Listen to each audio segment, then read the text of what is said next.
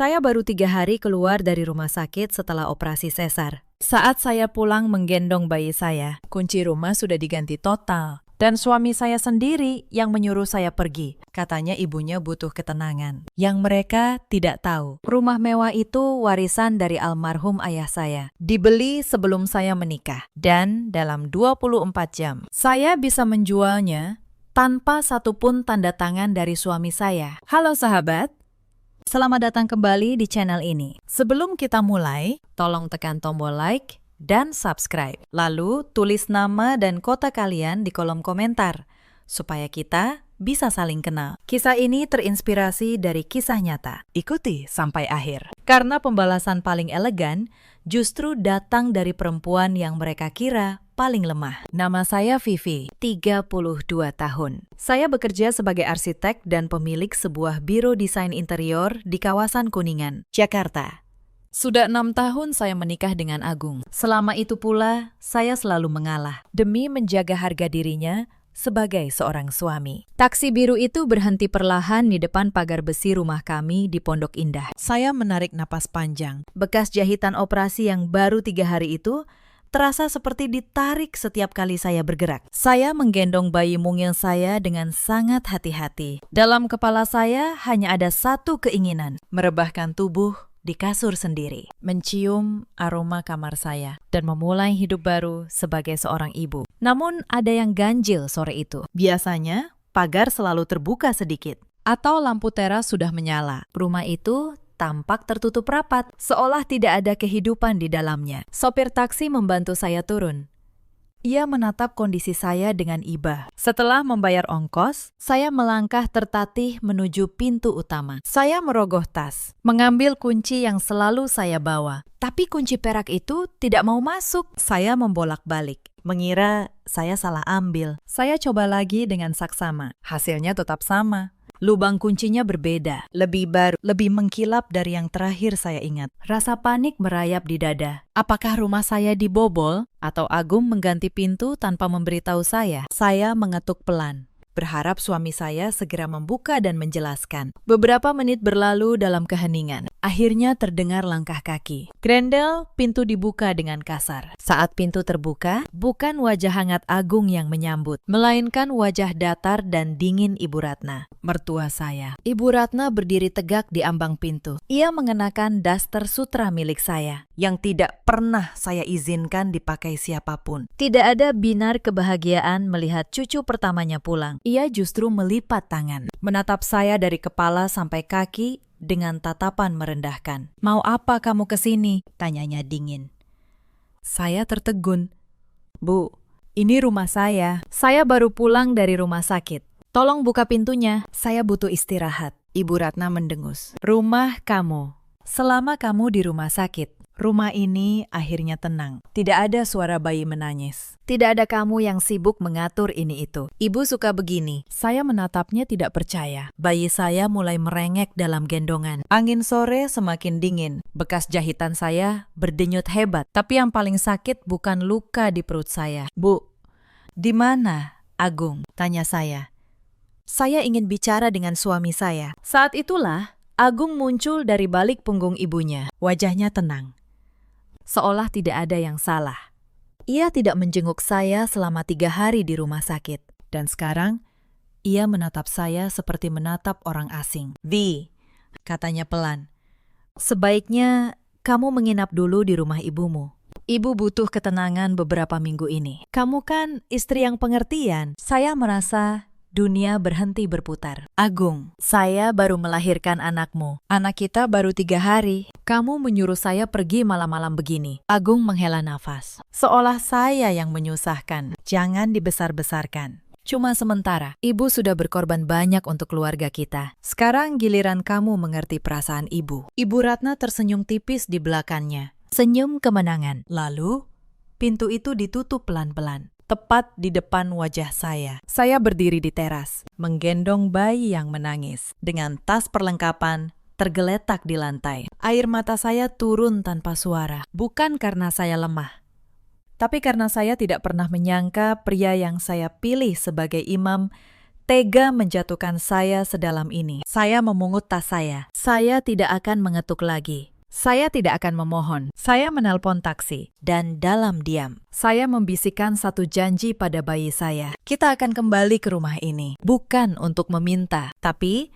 untuk mengambil apa yang memang menjadi hak kita. Di dalam taksi yang menjauh dari kompleks itu, otak saya mulai bekerja. Setiap kali ban mobil melindas jalan berlubang, nyeri tajam menghujam bekas jahitan saya. Saya menggigit bibir kuat-kuat agar tidak mengerang dan membangunkan bayi saya. Saya menatap lampu jalan yang menyala satu persatu. Kota yang selama ini saya anggap rumah tiba-tiba terasa asing. Air mata saya sudah mengering, tapi di dalam dada saya ada badai yang baru saja terbentuk. Taksi berhenti di depan rumah sederhana berhalaman bunga. Itu rumah Ibu Sarah, ibu kandung saya. Pintu sudah terbuka, bahkan sebelum saya sempat mengetuk. Ibu berlari keluar dengan wajah penuh kekhawatiran. Melihat anaknya pucat pasi menggendong bayi di pinggir jalan, tanpa banyak bertanya. Ibu mengambil alih bayi dari gendongan saya dan membimbing saya masuk di kamar kecil yang masih tertata rapi seperti dulu. Saya bersandar di tumpukan bantal. Ibu mengompres bekas jahitan saya dengan air hangat, lalu memastikan cucunya tertidur lelap. Malam itu, ponsel saya bergetar di atas nakas. Sebuah pesan dari Agung. Bukan permintaan maaf, bukan pertanyaan soal kesehatan saya. Isinya hanya perintah dingin. Agung menulis bahwa saya tidak boleh kembali sampai Ibu Ratna memberi izin. Ia menegaskan, sebagai kepala keluarga, ia berhak menentukan siapa yang tinggal di rumah itu. Ia bahkan menambahkan, saya harus belajar menjadi istri yang lebih pengertian dan tidak egois membawa bayi dekat ibunya yang sedang ingin tenang. Saya menatap layar itu dengan tatapan kosong. Titah sang suami, bisik saya dalam hati. Agung benar-benar buta karena pengabdian yang salah arah pada ibunya. Saya meletakkan ponsel dan untuk sejenak, pikiran saya melayang ke masa lalu. Saya bertemu Agung 6 tahun lalu di sebuah proyek renovasi kantor tempatnya bekerja. Saya arsiteknya, ia manajer yang mengurus anggaran. Waktu itu ia tampak sederhana, sopan, penuh perhatian. Saya jatuh hati pada pria yang saya kira akan menghargai saya apa adanya. Sejak awal, ibu saya sudah memperingatkan. Ibu Sarah merasa ada yang janggal dengan cara Ibu Ratna memandang saya. Seperti memandang sumber uang, bukan calon menantu. Tapi saya terlalu jatuh cinta untuk mendengar. Saya yakin cinta bisa mengalahkan segalanya. Retakan pertama muncul tak lama setelah menikah. Setiap keputusan dalam rumah tangga kami harus melewati Ibu Ratna. Mau membeli perabot, harus izin ibu. Mau liburan, harus mengajak ibu. Bahkan soal kapan kami punya anak pun, Ibu Ratna ikut menentukan. Agung tidak pernah membela saya. Setiap kali saya keberatan, ia hanya berkata, "Sudahlah, demi ketenangan." Ibu kan sudah berkorban banyak. Kalimat itu, demi ketenangan, selama 6 tahun. Kalimat itu jadi tameng yang dipakai Agung untuk membungkam saya. Dan malam ini, kalimat yang sama dipakai untuk mengusir saya dari rumah saya sendiri. 3 hari setelah saya melahirkan anaknya, saya selalu mengalah. Karena saya pikir, itulah cara menjaga rumah tangga. Saya membiayai banyak hal diam-diam, menyembunyikan penghasilan saya, mengecilkan pencapaian saya. Semua agar Agung tidak merasa kalah sebagai suami. Saya kira pengorbanan itu akan dihargai. Ternyata, pengorbanan yang tidak terlihat hanya membuat orang lupa bahwa Anda pernah berkorban sama sekali. Lalu saya teringat sesuatu yang lebih penting dari semua kenangan pahit itu. Rumah mewah yang baru saja menutup pintunya di depan wajah saya, bukan milik Agung. Bukan harta bersama kami. Itu adalah hadiah dari almarhum ayah saya. Dibeli tunai sebagai warisan untuk saya seorang. 2 tahun sebelum saya menikah dengan Agung. Sertifikatnya atas nama saya. Tersimpan rapi di berangkas kecil di rumah ibu saya ini. Selama ini saya diam, membiarkan Agung merasa itu rumah keluarga kami. Demi menjaga harga dirinya. Saya tidak pernah mengungkit. Tidak sekalipun. Agung hanyalah seorang manajer menengah di perusahaan distribusi, dengan jabatan yang sebenarnya pun masih goyah. Sementara saya, punya jaringan dan aset yang jauh lebih besar, yang selama ini sengaja saya sembunyikan agar ia tidak merasa rendah diri sebagai suami. Tapi malam itu sesuatu berubah. Agung membuang saya seperti sampah, tepat saat saya paling lemah. Maka saya tidak merasa perlu lagi menjaga perasaannya. Saya meraih ponsel, bukan untuk membalas Agung, tapi untuk mencari satu nama di kontak saya, Bramanto, paman kandung saya, adik dari almarhum ayah, salah satu pengusaha properti terbesar di kota ini. Paman Bramanto sangat menyayangi saya sejak ayah saya meninggal. Ia selalu menawarkan bantuan. Selalu saya tolak. Karena saya ingin membuktikan bisa hidup mandiri bersama Agung. Kini situasinya berubah total. Saya menulis pesan singkat namun tegas. Saya ingin menjual rumah mewah saya secepatnya. Dan saya butuh bantuan hukum agar transaksi ini bersih. Tidak bisa diganggu-gugat oleh pihak manapun, termasuk Agung. Hanya butuh beberapa menit. Ponsel saya berdering. Suara Paman Bramanto di seberang terdengar marah, namun terkendali. Ia bilang ia sudah curiga sejak lama bahwa saya menderita. Ia berjanji, besok pagi semuanya akan bergerak. Saya menutup telepon. Untuk pertama kalinya sejak sore itu, saya bisa bernapas. Saya menatap bayi saya yang tertidur. Besok, bisik saya, mereka akan menyesali hari ini. Tapi mereka tidak menunggu sampai besok untuk menambah luka. Tengah malam, ponsel saya kembali bergetar. Kali ini bukan dari Agung, tapi dari Ibu Ratna sendiri. Saya tertegun.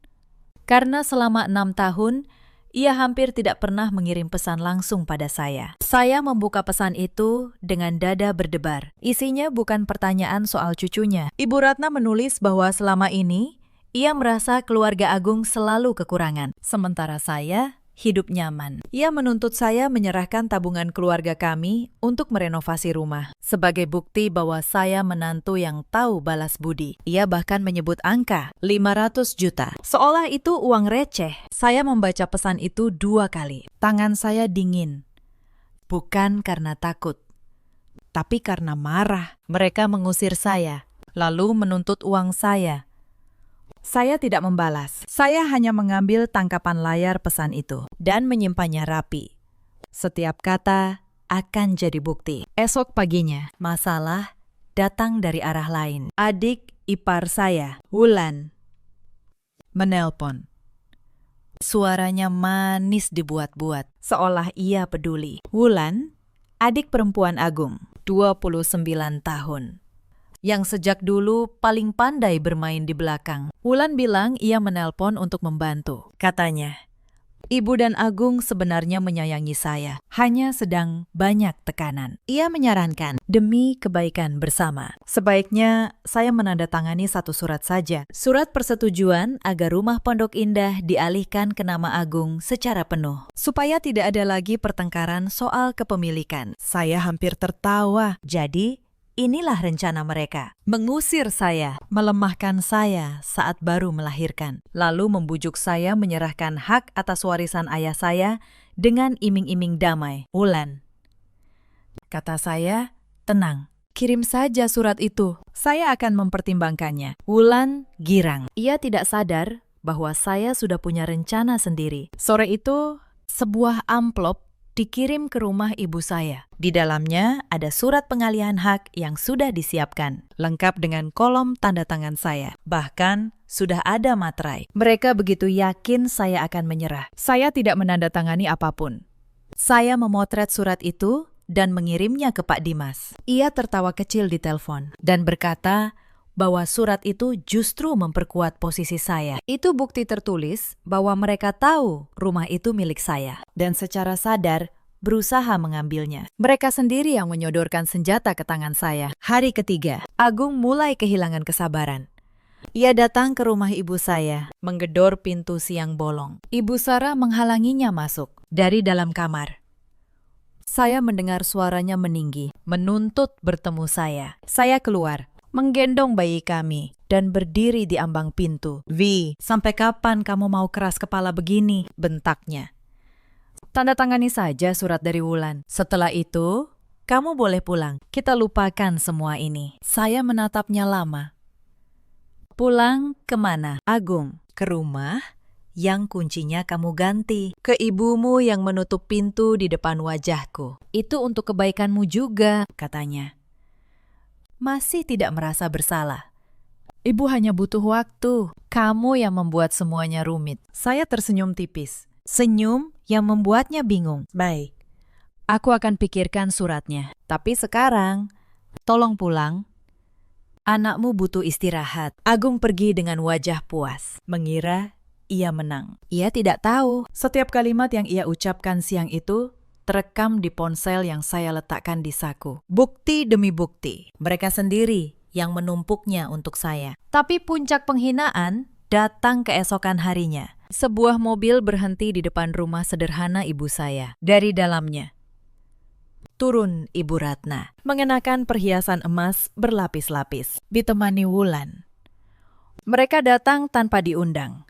Dengan dagu terangkat tinggi, Ibu Sarah membukakan pintu dengan sopan. Walau saya tahu hatinya panas, Ibu Ratna masuk tanpa permisi. Melihat-lihat rumah kecil itu dengan tatapan merendahkan. Ia menyentuh perabot tua ibu saya, seolah menyentuh sesuatu yang kotor. Pantas saja kamu betah di sini, kata Ibu Ratna pada saya. Ternyata kamu memang berasal dari tempat seperti ini. Untung Agung mau menikahimu dulu. Saya melihat wajah ibu saya mengeras. Ibu Sarah membesarkan saya seorang diri setelah ayah meninggal. Bekerja keras agar saya bisa kuliah arsitektur. Rumah kecil ini dibangun dengan keringat dan kejujuran. Dan wanita ini berani menghinanya di dalam rumahnya sendiri. Tapi saya menahan ibu saya. Saya tersenyum pada Ibu Ratna. Bu, ada perlu apa ibu jauh-jauh datang ke tempat yang ibu anggap rendah ini? Ibu Ratna duduk tanpa dipersilahkan. Wulan berdiri di sampingnya seperti pengawal. Ibu datang untuk menyelesaikan masalah ini baik-baik, katanya. Tanda tangani surat itu hari ini. Serahkan juga tabungan kalian. Setelah itu, Ibu, izinkan kamu kembali. Tapi kamu harus tahu diri di rumah itu. Ibu yang berkuasa. Kamu cukup mengurus bayi dan dapur. Saya hampir tertawa mendengar betapa percaya dirinya. Ia benar-benar yakin memegang semua kartu. Ia tidak tahu, kartu-kartu itu sudah lama berpindah tangan. Bu, kata saya pelan. Ibu yakin rumah Pondok Indah itu milik Agung? Ibu Ratna mendelik. Tentu saja. Itu rumah anak ibu. Suami adalah kepala keluarga. Semua harta dalam rumah tangga adalah milik suami. Saya menatapnya.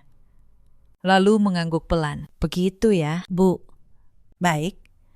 Kalau begitu, Ibu pulang dulu. Besok lusa. Saya pastikan semuanya jadi jelas. Siapa yang berkuasa dan siapa yang sebenarnya tahu diri. Ibu Ratna mengira itu tanda saya menyerah. Ia bangkit dengan senyum kemenangan. Lalu pergi bersama Wulan, meninggalkan bau parfum mahal yang menyesakkan. Begitu pintu tertutup, ibu saya menggenggam tangan saya. Gemetar menahan marah. Bibi, sampai kapan kamu diam saja, katanya. Ibu tidak tahan melihat kamu diinjak-injak seperti ini. Saya memeluk ibu saya. Bu, percaya sama Vivi. Sebentar lagi, mereka sudah menggali lubang mereka sendiri. Vivi hanya perlu membiarkan mereka jatuh ke dalamnya. Malam itu, sambil menyusui bayi saya dalam keheningan, ingatan 6 tahun pernikahan berputar di kepala saya. Saya teringat bagaimana dulu saat Agung kesulitan keuangan. Sayalah yang diam-diam melunasi cicilan mobilnya agar ia tidak malu di depan teman-temannya. Saya teringat bagaimana setiap lebaran, sayalah yang membiayai seluruh kebutuhan keluarga besarnya. Sementara Ibu Ratna memamerkannya seolah itu uang Agung. Saya teringat bagaimana saya menahan diri untuk tidak pernah menyebut bahwa biro desain saya menghasilkan 10 kali lipat gaji Agung. Bagaimana saya selalu mengemudi mobil yang lebih sederhana agar harga dirinya tidak terluka. Saya mengecilkan diri selama bertahun-tahun sampai mereka benar-benar lupa siapa saya sebenarnya. Dan inilah balasan atas semua pengorbanan itu. Pintu yang dikunci, daster sutra di tubuh mertua, tuntutan uang, penghinaan di rumah ibu saya sendiri. Saya menatap wajah bayi saya, dan untuk terakhir kalinya, saya mengizinkan air mata jatuh. Setelah malam ini, tidak akan ada lagi air mata, hanya langkah. Malam harinya, saya tidak bisa tidur. Bukan karena sedih, tapi karena otak saya bekerja menyusun urutan, saya membuka laptop. dan mulai menyusun satu folder. Saya beri nama folder itu sederhana saja, bukti. Di dalamnya, saya kumpulkan semuanya. Tangkapan layar pesan perintah agung, pesan tuntutan uang dari Ibu Ratna, foto surat pengalihan hak palsu dari Wulan, rekaman suara Agung di teras tadi siang, dan satu hal yang paling penting, salinan digital sertifikat rumah atas nama saya, bertanggal 2 tahun sebelum pernikahan. Saya menatap layar itu lama. Mereka pikir saya perempuan lemah yang baru melahirkan, yang akan menyerah demi ketenangan. Mereka tidak tahu, perempuan yang paling tenang justru yang paling berbahaya saat ia memutuskan untuk berhenti mengalah. Keesokan paginya, saya bangun bukan karena nyeri, melainkan karena tangisan bayi saya. Saya menggendongnya, menatap wajah mungil yang sangat mirip Agung. Tapi tidak ada lagi benci di hati saya. Yang ada hanya tekad. Pukul 9 pagi, sebuah sedan hitam mewah keluaran terbaru berhenti di depan rumah ibu saya. Seorang pria paruh baya berjas rapi turun, membawa koper kerja kulit. Itu Pak Dimas, pengacara senior sekaligus tangan kanan Paman Bramanto. Ibu Sarah membukakan pintu. Saya mempersilakan Pak Dimas duduk di ruang tamu sederhana itu. Tanpa basa-basi, ia membuka tas kerjanya dan mengeluarkan setumpuk dokumen yang sudah tersusun rapi. Pak Dimas menyampaikan pesan langsung dari Paman Bramanto. Pamannya sangat murka mengetahui keponakan kesayangannya diperlakukan seperti gelandangan oleh suaminya sendiri. Bramanto sudah siap mengerahkan seluruh kekuatan hukum dan finansialnya untuk menghancurkan Agung hari ini juga. Namun, sesuai permintaan saya semalam, semuanya harus dilakukan secara elegan, terstruktur, dan terukur.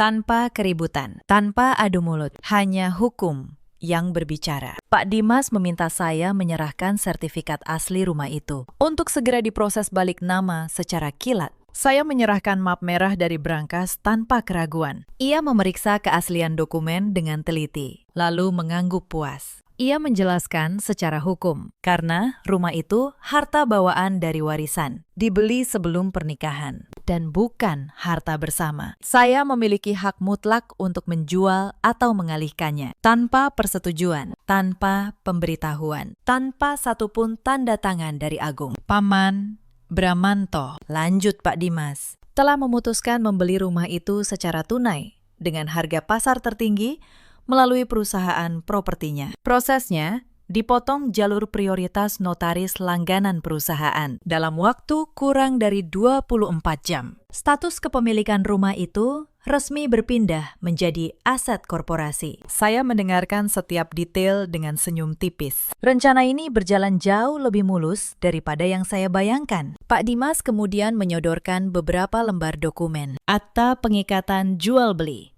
dan surat kuasa penuh untuk eksekusi pengosongan dengan tangan yang mantap, tanpa getaran sedikit pun. Saya menggoreskan pena di atas kertas-kertas itu. Setiap tarikan tanda tangan adalah simbol pemutusan rantai penderitaan yang selama ini membelenggu saya. Saya menyadari, mulai detik ini, Agung dan Ibu Ratna secara hukum tidak lebih dari penyusup liar yang menduduki properti milik sebuah perusahaan. Selain dokumen penjualan, Pak Dimas memberi saya draft awal gugatan cerai dan permohonan hak asuh penuh anak. Semuanya sudah disiapkan tim hukum terbaik di kota ini, mengunci setiap celah, tanpa menyisakan ruang sedikit pun bagi Agung untuk melawan. Sementara itu, di rumah Pondok Indah, Agung sedang bersantai di sofa kulit mahal. Ia menyesap kopi buatan ibunya sambil menonton siaran olahraga dengan wajah penuh kepuasan. Ia merasa jumawa karena merasa berhasil menundukkan istrinya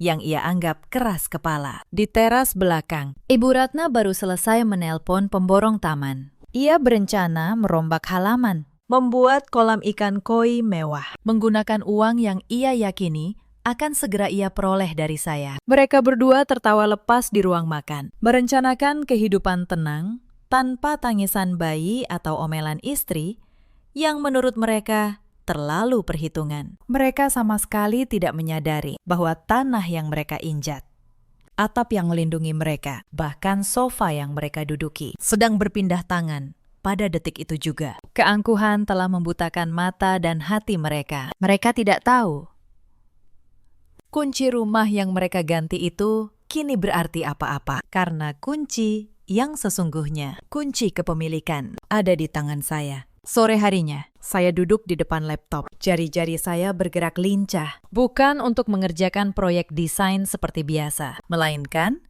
untuk masuk ke sistem keamanan pintar rumah mewah itu. Selama ini, Agung tidak pernah tahu bahwa sistem itu saya pasang sendiri dengan akun administrator atas nama saya. Saya yang merancang seluruh instalasi rumah pintar itu dulu, dari kamera, kunci digital cadangan, sampai panel listrik.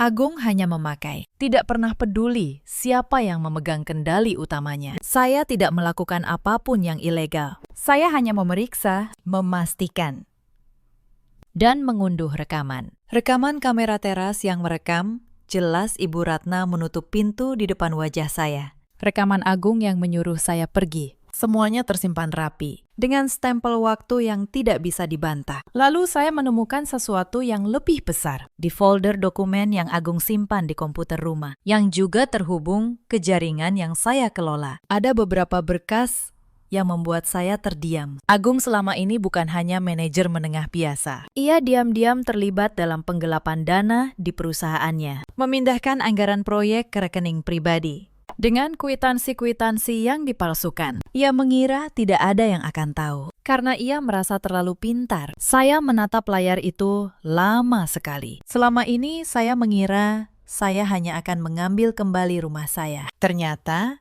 Agung sendiri yang telah menggali kuburannya sendiri. Saya tidak perlu mengarang apapun. Saya hanya perlu membiarkan kebenaran berbicara. Saya menyalin semua berkas itu ke dalam satu folder terenkripsi. Lalu saya mengirimnya ke Pak Dimas, bukan untuk menyebarkannya, tapi untuk menyimpannya sebagai jaminan. Jika Agung berani melawan keputusan pengadilan nanti, di sela semua persiapan itu, saya tetap seorang ibu. Pagi hari berikutnya, saya harus membawa bayi saya kontrol ke dokter. Di ruang tunggu klinik, saya bertemu seorang ibu muda lain yang juga baru melahirkan. Ia bercerita betapa suaminya menungguinya siang malam di rumah sakit. Saya hanya tersenyum, menahan sesuatu yang menyesak di dada. Saat itu, saya sadar, luka terbesar saya bukan soal rumah, bukan soal harta, tapi soal seorang suami yang memilih ketenangan ibunya di atas keselamatan istri dan bayinya sendiri. Itu yang tidak akan pernah bisa dibeli kembali, bahkan dengan permintaan maaf. Dokter memeriksa bayi saya dan berkata, anak saya sehat, hanya kurang berat sedikit. Mungkin karena ibunya stres. Saya mengangguk. Malam itu, saya berjanji pada diri sendiri, apapun yang terjadi pada Agung, saya tidak akan pernah membiarkan anak saya tumbuh dalam rumah yang dingin seperti itu. Sementara saya menyiapkan semuanya dalam diam, di Pondok Indah. Mereka justru semakin sombong. Mbak Asih,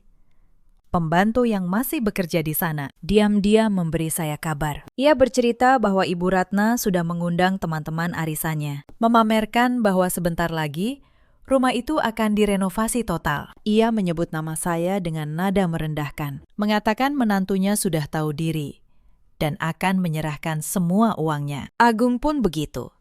Ia mulai bercerita pada rekan-rekan kantornya bahwa istrinya yang keras kepala akhirnya pergi dan rumah jadi miliknya sepenuhnya. Ia bahkan mulai melirik mobil baru, mengira sebentar lagi akan ada banyak uang masuk. Saya mendengar semua itu dengan tenang. Mereka sedang membangun istana megah di atas pasir yang sebentar lagi runtuh. Dan saya tidak akan memperingatkan mereka. Mereka sudah memilih untuk tidak mendengar saat saya masih mengalah. Sekarang biarkan kenyataan yang berbicara. Pak Dimas menelpon. Semua dokumen sudah siap.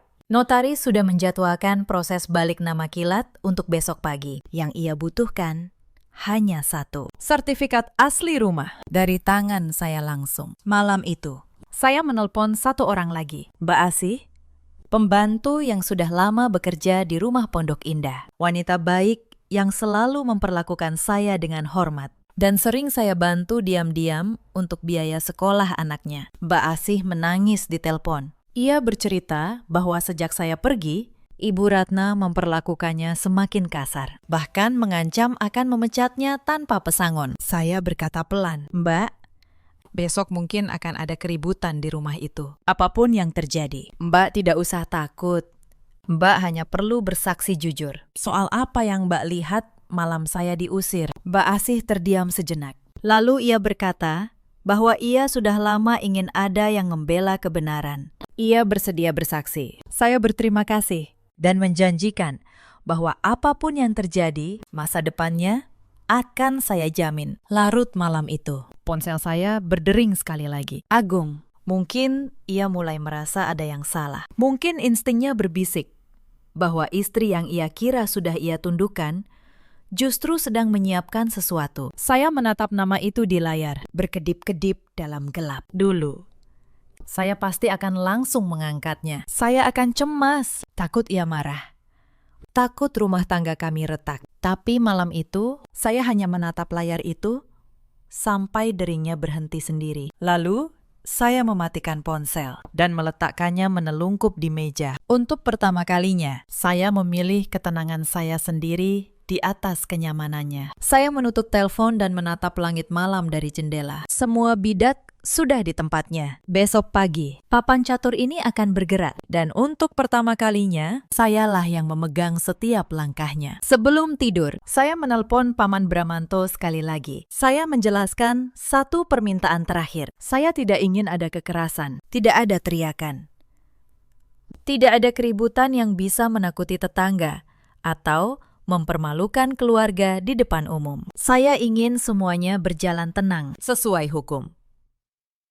Dengan saksi dan dokumen yang lengkap, Paman setuju. Ia bahkan menambahkan satu lapisan perlindungan. Ia akan mengirim 2 petugas resmi dan 1 notaris untuk menyaksikan proses pengosongan, agar tidak ada yang bisa menuduh saya bertindak sepihak. Semuanya harus bersih, terdokumentasi, dan tidak bisa dibantah di pengadilan manapun. Saya juga menyiapkan diri secara pribadi. Saya memilih pakaian yang akan saya kenakan besok. Bukan baju lusuh seorang istri yang terusir, tapi blazer rapi seorang pemilik yang datang mengambil haknya. Penampilan itu penting. Saya ingin saat Agung dan Ibu Ratna melihat saya, mereka langsung paham bahwa perempuan yang mereka kira lemah itu tidak pernah benar-benar lemah. Malam itu, saya tidur nyenyak untuk pertama kalinya sejak diusir. Bukan tidur orang yang kalah, tapi tidur orang yang tahu esok hari keadilan akan ditegakkan dengan tangannya sendiri. Keesokan paginya, 2 mobil berhenti di depan rumah Pondok Indah. 1 mobil notaris, 1 lagi membawa Pak Dimas dan 2 petugas. Saya datang di mobil terakhir,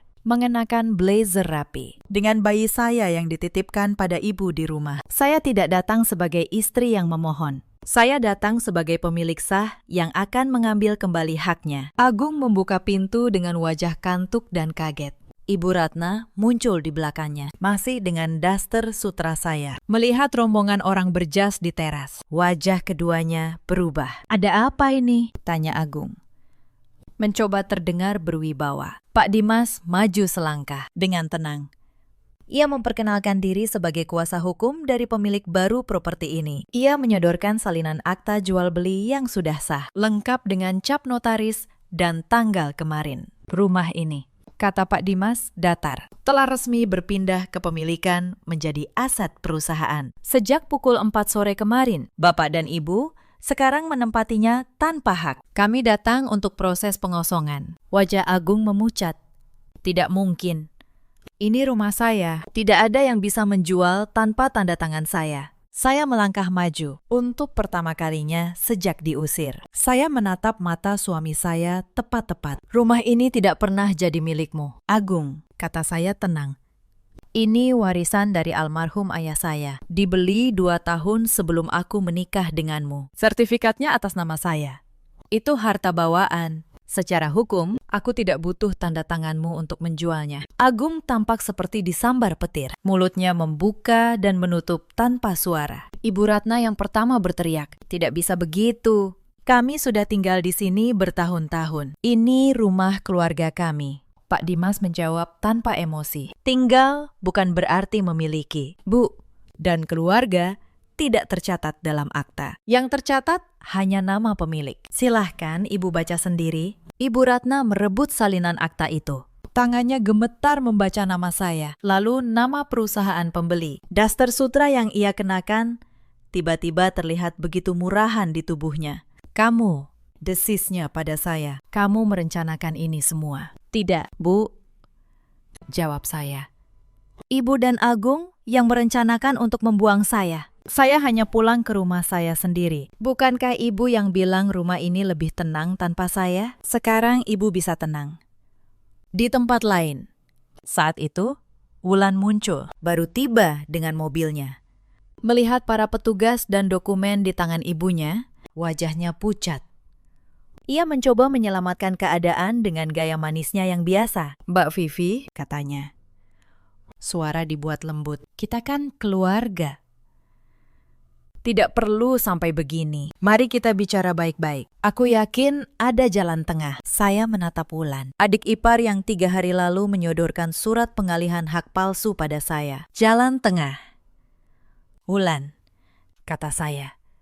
Seperti surat yang kamu kirim, agar aku menyerahkan warisan ayahku ke tanganmu dan Agung. Surat itu masih aku simpan, lengkap dengan materinya. Itu bukti bahwa kalian tahu rumah ini milikku dan tetap berusaha mengambilnya. Mau kita bicarakan itu baik-baik juga. Wulan terdiam. Wajah manisnya runtuh, berganti panik. Ia mundur, tidak berani lagi bicara. Topengnya yang selama bertahun-tahun ia pakai jatuh di lantai rumah yang sebentar lagi bukan milik keluarganya. Agung mendekat, mencoba menurunkan nada. Vi, kita bisa bicarakan ini baik-baik. Aku suamimu, kita keluarga. Kamu tidak bisa mengusir suamimu sendiri. Saya menatapnya. Suami yang menutup pintu di depan istrinya 3 hari setelah melahirkan. Suami yang mengirim pesan berisi perintah, bukan permintaan maaf. Aku punya rekamannya. Agung. Kamera teras yang aku pasang sendiri. Setiap detik malam itu terekam jelas. Wajah Agung berubah dari pucat menjadi abu-abu. Ia tahu persis kamera apa yang saya maksud. Saya melanjutkan. Suara saya tetap pelan, namun setiap kata menusuk. Dan bukan hanya itu, aku juga menemukan berkas-berkas di komputer rumah. Berkas yang sebaiknya tidak pernah kamu simpan di jaringan yang aku kelola. Tentang anggaran proyek yang berpindah ke rekening pribadimu. Tentang kwitansi yang kamu palsukan. Agung mundur selangkah. Keringat membasahi dahinya. Kamu tidak akan berani. Aku tidak perlu berani, Agung, kata saya. Aku hanya perlu jujur. Berkas itu sudah aman di tangan pengacaraku. Jika kamu menerima keputusan ini dengan tenang dan pergi, berkas itu hanya akan jadi jaminan. Tapi, jika kamu melawan, jika kamu menyentuh hak asuh anakku, berkas itu akan sampai ke meja direksi perusahaanmu dan ke kepolisian. Pilihan ada di tanganmu. Ibu Ratna yang sedari tadi membisu, tiba-tiba berlutut. Wanita yang kemarin datang ke rumah ibu saya dengan dagu terangkat, kini memohon. Vivi, nak, maafkan ibu. Ibu khilaf. Kita keluarga. Jangan setega ini pada ibu. Saya menatapnya. Di dalam dada saya ada sesuatu yang berdenyut. Bukan dendam, tapi kekecewaan yang dalam. Bu, kata saya pelan. Saya menghormati ibu selama 6 tahun. Saya membiayai lebaran keluarga ini. Saya menjaga harga diri anak ibu. Dan saat saya paling lemah, baru 3 hari melahirkan cucu ibu sendiri. Ibu menutup pintu di depan wajah saya. Sekarang ibu menyebut kita keluarga. Ibu Ratna menunduk, tidak bisa menjawab. Air matanya jatuh. Tapi sudah terlambat. Ruangan itu hening total. Ibu Ratna terduduk di sofa kulit yang sebentar lagi bukan miliknya. Agung berdiri mematung, menyadari bahwa setiap pintu telah dikunci. Dan kuncinya ada di tangan saya. Pak Dimas memberi waktu 2 jam untuk mengemasi barang pribadi. Petugas akan mengawasi proses pengosongan. Saya tidak ingin melihat lebih lama. Saya berbalik menuju pintu. Tapi Mbak Asih, pembantu itu, berlari kecil menghampiri saya di depan Agung dan Ibu Ratna. Ia berkata lantang bahwa ia melihat semuanya malam itu, bahwa ia siap bersaksi di pengadilan soal bagaimana saya diusir dalam kondisi baru melahirkan. Ibu Ratna menatapnya penuh kebencian, tapi tidak bisa berkata apa-apa. Saya menggenggam tangan Mbak Asih. Terima kasih, Mbak. Mulai hari ini, Mbak tidak bekerja untuk mereka lagi. Mbak, ikut saya. Gaji dan biaya sekolah anak Mbak, saya yang tanggung. Air mata Mbak Asih jatuh. Ia mengangguk berkali-kali, dan kami berjalan keluar bersama, meninggalkan rumah megah yang dulu jadi penjara harga diri saya. Di mobil, saya menghela napas panjang. Tidak ada euforia, tidak ada teriakan kemenangan, hanya rasa lega yang dalam. Saya tidak menghancurkan mereka dengan tangan saya. Saya hanya membiarkan keangkuhan mereka jatuh menimpa diri mereka sendiri. Hari-hari berikutnya, semuanya bergerak persis seperti yang sudah diatur. Gugatan cerai saya diproses cepat. Tim hukum Paman Bramanto memastikan tidak ada celah. Agung tidak punya apapun untuk dilawankan. Setiap kali ia mencoba, salinan rekaman dan berkas penggelapan itu cukup untuk membuatnya diam. Sebulan kemudian, kabar yang saya tunggu tiba. Salah satu rekan kerja Agung, entah bagaimana, melaporkan dugaan penggelapan ke direksi. Audit internal dilakukan. Semua angka cocok dengan berkas yang sudah lama saya simpan. Agung dipecat secara tidak hormat. Namanya masuk daftar hitam dunia profesional. Saya tidak perlu mengirim apapun. Kebenaran punya caranya sendiri untuk muncul ke permukaan. Begitu seseorang berhenti menutupinya. Aset pribadi Agung disita sebagai kompensasi kerugian perusahaan. Sisa uangnya habis untuk membayar pengacara yang akhirnya pun gagal membelanya. Pria yang dulu jumawa di sofa kulit mahal itu kini tidak punya apa-apa. Ibu Ratna terpaksa tinggal bersama Agung di sebuah kontrakan satu kamar yang sempit dan lembab. Wanita yang dulu memamerkan perhiasan emas dan daster sutra kini harus mencuci pakaian sendiri dan makan seadanya. Teman-teman sosialitanya menjauh, seolah takut tertular kesialan. Saya mendengar dari Mbak Asih bahwa di kontrakan itu ibu dan anak terus bertengkar. Agung menyalahkan ibunya yang mendorongnya mengusir saya. Ibu Ratna balik menyalahkan Agung karena tidak becus menjaga harta istrinya. Mereka terjebak dalam lingkaran kebencian yang mereka buat sendiri. Wulan, adik ipar yang dulu paling pandai bermain di belakang, juga tidak luput. Suaminya, yang selama ini ia banggakan, ternyata menikahinya karena mengira keluarga Agung kaya raya. Begitu rumah Pondok Indah lenyap dan nama keluarga itu hancur, suaminya mulai menjauh. Topeng yang dulu ia pakai untuk menjatuhkan saya kini berbalik menutup wajahnya sendiri. Ketenangan yang dulu mereka minta, akhirnya benar-benar mereka dapatkan. Tapi bukan dalam bentuk kemewahan, melainkan dalam bentuk pengabaian dari dunia yang dulu mengelilingi mereka. Beberapa bulan berlalu, bekas jahitan saya sudah lama sembuh. Begitu juga luka yang lebih dalam. Saya pindah ke rumah baru yang tidak semegah Pondok Indah, tapi terasa jauh lebih hangat. Karena dibangun di atas kejujuran, bukan kepalsuan. Biro desain saya berkembang pesat. Bayi saya tumbuh sehat, semakin gemuk dan ceria. Ibu Sarah tinggal bersama kami, menimang cucunya setiap sore. Mbak Asih kini bagian dari keluarga kecil ini, dan anaknya bersekolah dengan tenang. Suatu sore, saat hendak pulang dari kantor, mobil saya berhenti di lampu merah. Tidak sengaja, saya melihat Agung berjalan kaki di trotoar, membawa setumpuk map lamaran kerja yang sudah lusuh. Ia tampak jauh lebih tua dari usianya. Langkahnya gontai, tatapannya kosong. Sejenak, ia menoleh ke arah mobil saya, seolah merasakan kehadiran seseorang yang ia kenal. Tapi ia tidak bisa melihat siapa di balik kaca gelap itu. Saya menatapnya sebentar.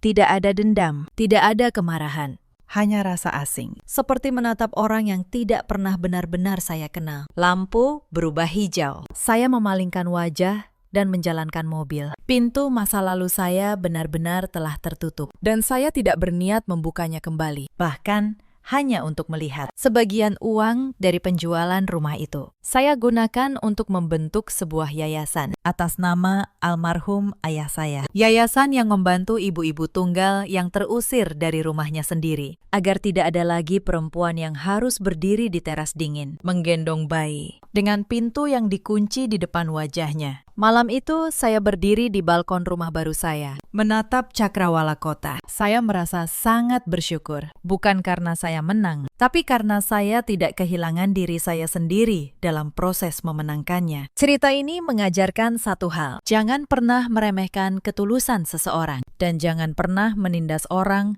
yang sedang dalam kondisi paling lemah, karena saat orang sabar telah mencapai batasnya, mereka mampu membalas dengan cara yang jauh lebih cerdas dan mematikan, tanpa perlu mengotori tangan mereka sendiri. Di luar sana, ada banyak perempuan yang pernah berada di posisi saya, yang mengecilkan diri demi menjaga harga diri suaminya, yang menyembunyikan kekuatannya, sampai lupa bahwa kekuatan itu memang miliknya. Di luar sana, ada juga banyak suami seperti Agung yang mengira status sebagai kepala keluarga membuatnya berhak menginjak pasangannya, yang baru sadar nilai seorang istri setelah istri itu pergi. Dan di luar sana, ada pula para ibu mertua seperti Ibu Ratna yang begitu takut kehilangan anak lelakinya, sampai tega menghancurkan rumah tangga anaknya sendiri, yang tidak sadar menantu yang mereka usir justru menantu yang paling tulus. Agung kini menanggung beban masa lalunya sebagai pengingat abadi, bahwa kesombongan dan pengkhianatan hanya membawa pada kehancuran. Ibu Ratna menghabiskan masa tuanya dalam kekurangan, meratapi setiap kejahatan yang ia lakukan pada menantu yang dulu begitu hormat padanya. Sementara saya bangkit, lebih kuat dari sebelumnya, dengan anak saya dalam pelukan. Dalam hidup, kita selalu punya pilihan untuk membalas dengan menghancurkan diri sendiri, atau membalas dengan menjadi lebih baik. Saya memilih yang kedua, dan itulah kemenangan yang sesungguhnya. Jika kisah ini menyentuh hati kalian, ceritakan pengalaman kalian di kolom komentar. Apakah kalian pernah diremehkan saat paling lemah? Bagaimana kalian bangkit? Terima kasih sudah menemani sampai akhir. Sampai jumpa di kisah berikutnya. Hailer jangan ditempel ke engine tas. Voice, một giọng nữ Indonesia trưởng thành. Register saya. Gợi ý, engine speed equals 1. Zero pitch equals 0. Language equals Indonesian. Nếu engine hỗ trợ global emotion, B1 to B3 calm steady, B4 tense leo thang, B5 tegas dingin, B6 hangat xét thủ công, body không nhúng tác, paste below. Malam itu, suami saya melempar selembar surat pengunduran diri ke atas meja makan sambil tertawa. Ia menertawakan pekerjaan saya. Katanya, seorang istri dari calon direktur tidak pantas bekerja di kantor yang menurutnya kelas kampung. Malam itu juga, saya dipaksa berhenti bekerja. Saya dijadikan pembantu tanpa upah di rumah mertua saya sendiri. Mereka semua tersenyum puas saat melihat saya menandatangani surat itu tanpa melawan. Mereka pikir saya sudah kalah. Mereka pikir hidup saya kini sepenuhnya ada di tangan mereka. Jadi saya memilih diam. Saya biarkan mereka percaya pada kemenangan mereka. Sampai keesokan paginya, saat suami saya melangkah masuk ke kantor dengan dada membusung, siap menikmati jabatan barunya. Wajahnya mendadak pucat, seluruh tubuhnya gemetar. Karena perempuan yang semalam ia hina dan ia paksa menjadi pembantu. Pagi itu sudah duduk di kursi paling tinggi di perusahaan tempatnya bekerja. Dan di tangan saya sudah ada satu map yang akan meruntuhkan seluruh kesombongannya. Halo, sahabat. Selamat datang kembali di kanal ini. Sebelum kita mulai, tulis dulu di kolom komentar, kamu menonton dari kota mana? Semoga yang sudah menekan tombol suka dan berlangganan selalu diberi kesehatan dan kelancaran rezeki. Kisah malam ini tentang seorang perempuan yang dianggap tidak ada nilainya, sampai dunia berbalik dalam satu pagi. Mari kita mulai.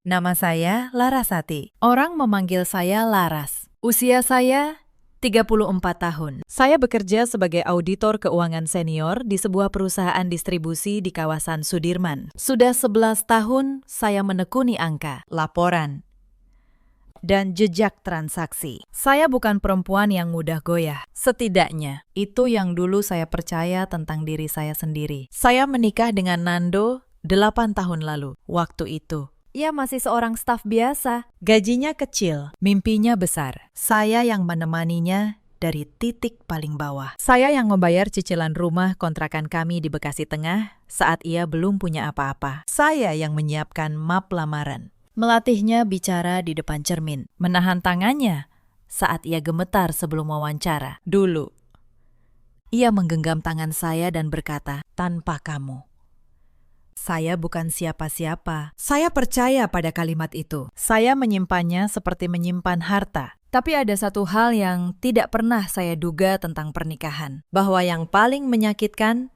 bukanlah kemiskinan, bukan pula kesulitan hidup, melainkan saat orang yang dulu menggenggam tanganmu di titik terendah, tiba-tiba merasa dirinya terlalu tinggi untuk berdiri di sampingmu. Itulah yang terjadi pada saya. Perubahan itu datang perlahan. Lalu tiba-tiba, tahun lalu, Nando dipromosikan menjadi kepala bagian di perusahaannya. Sebuah perusahaan logistik yang cukup besar di kawasan Kuningan. Sejak hari itu, ada sesuatu dalam dirinya yang berubah. Cara ia bicara berubah. Cara ia menatap saya berubah. Cara ia menyebut pekerjaan saya pun berubah. Dulu, ia bangga punya istri yang mandiri. Sekarang, ia mulai menyebut kantor saya dengan nada merendahkan. Cuma kantor distribusi kecil, katanya. Suatu malam, "Ngapain capek-capek?" Gajinya juga tidak seberapa. Saya hanya tersenyum waktu itu. Saya pikir itu hanya lelah biasa. Saya salah.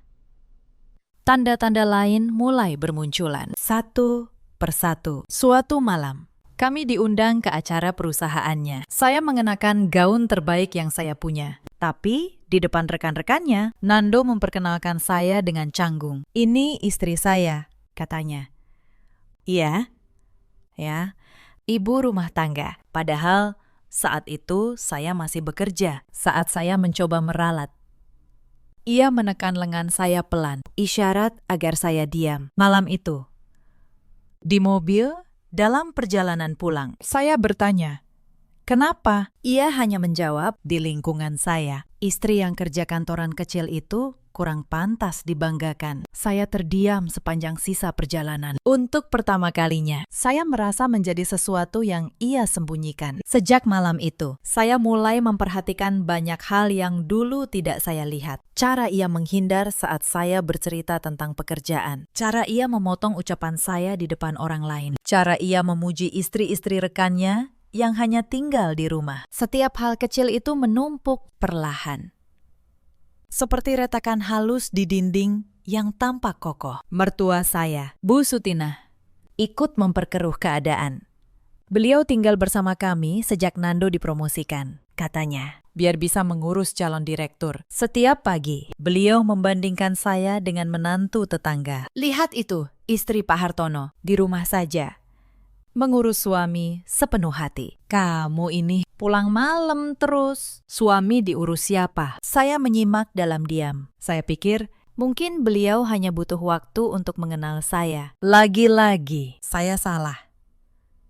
Bu Sutinah tidak berhenti di kata-kata. Suatu sore, saya pulang dan mendapati lemari saya berantakan. Beberapa pakaian kerja saya hilang. Saat saya tanya, beliau menjawab enteng, "Ibu kasih ke tetangga. Toh kamu sebentar lagi tidak butuh baju kerja." Saya hanya bisa menelan rasa kesal di dada. Lalu, beberapa hari kemudian, saya menyadari sesuatu yang lebih jauh. Tabungan bersama kami berkurang. Saat saya tanya pada Nando, ia menjawab tanpa menatap saya, "Ibu butuh modal usaha kecil. Saya kasih dari tabungan kita." Ia tidak meminta pendapat saya. Ia bahkan tidak merasa perlu memberitahu saya lebih dulu. Uang yang saya kumpulkan bertahun-tahun dipakai tanpa sepatah kata izin. Di rumah itu, suara saya perlahan dihapus, sehelai demi sehelai. Lalu ada Wulan, adik ipar saya, usia 29 tahun. Ia tinggal di rumah kami juga. Katanya sedang mencari kerja. Tapi yang saya lihat setiap hari, ia hanya sibuk dengan ponselnya dan tas-tas baru. Wulan paling pintar membakar suasana. Setiap kali Nando pulang, Wulan punya cerita baru tentang betapa hebatnya kakaknya dan betapa istri kakaknya tidak tahu diri. Mbak Laras itu sombong. "Mas,"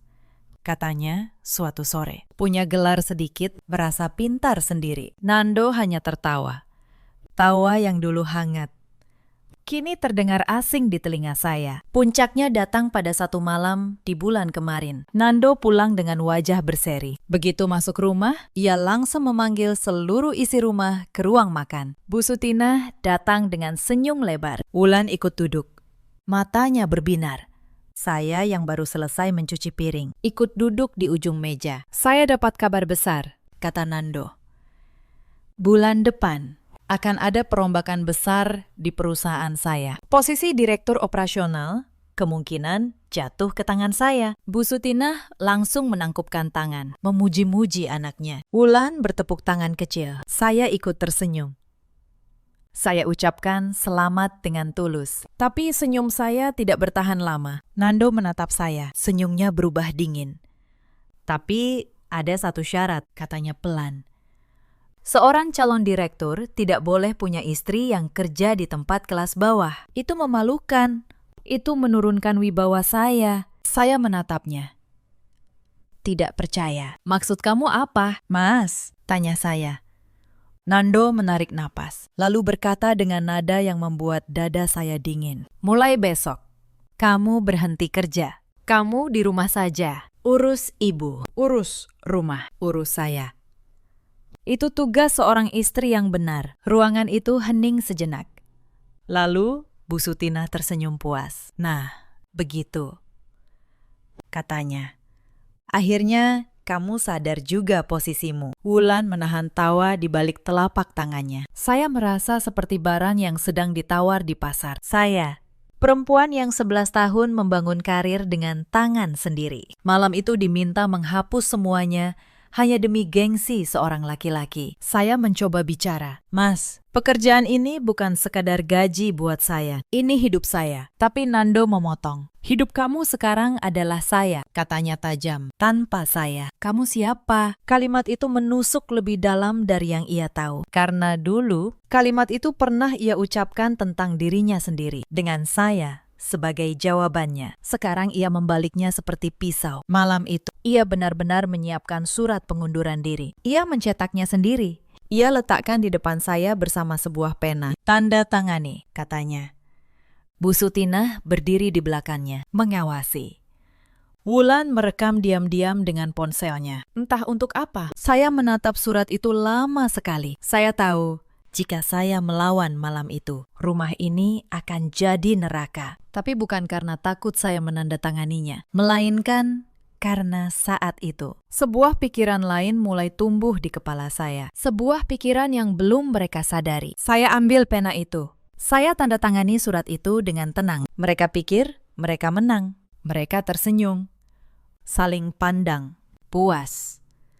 Yang tidak mereka tahu, saya menandatangani surat itu bukan karena menyerah. Saya menandatanganinya karena saya tahu sebentar lagi surat ini tidak akan ada artinya sama sekali. Malam itu, saya berbaring di tempat tidur sambil menatap langit-langit. Di samping saya, Nando sudah tidur pulas, tanpa beban sedikit pun. Ia merasa telah memenangkan sesuatu, padahal ia baru saja kehilangan satu-satunya orang yang benar-benar mencintainya. Saya tidak menangis malam itu. Air mata saya sudah habis jauh sebelum hari ini. Yang tersisa di dada saya hanyalah satu hal, ketenangan.